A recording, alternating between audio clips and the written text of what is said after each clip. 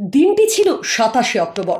কলকাতার জনসভায় স্বরাষ্ট্রমন্ত্রী অমিত শাহ উপস্থিত হয়েছিলেন, আর সেই সভামঞ্চ থেকে কার্যত ফোঁস করে উঠেছিলেন বিজেপির নেতা মিঠুন চক্রবর্তী।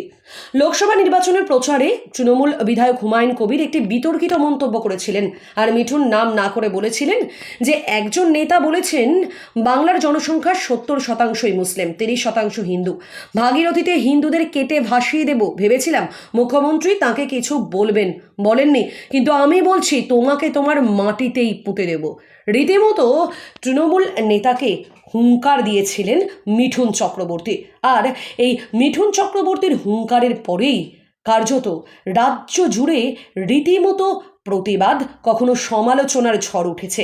এবার সেই মিঠুন চক্রবর্তীকে হয় ক্ষমা চাইতে হবে, না হয় 15 দিনের মধ্যে ফল ভুগতে হবে, এমনটাই দুবাইয়ের একটি ভিডিও প্রকাশ করেছেন পাকিস্তানের ডন শাহজাদ ভাট্টি।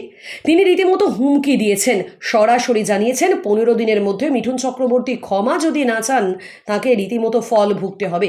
যদিও এই প্রথমবার নন, এর আগে সলমান খান শাহরুখ খানকেও প্রাণে মেরে ফেলার হুমকি দিয়েছিলেন, আর এবার বর্ষীয়ান অভিনেতা তথা বিজেপি নেতা মিঠুন চক্রবর্তীকে তিনি হুঁশিয়ারি দিলেন। তবে কেন এই পাক ডন ভাট্টি মিঠুনের ওপর চটেছেন?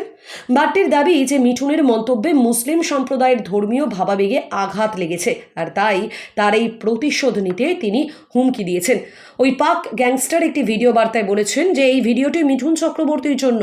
কিছুদিন আগে তিনি বলেছিলেন মুসলিমদের মাটিতে কবর দেবেন।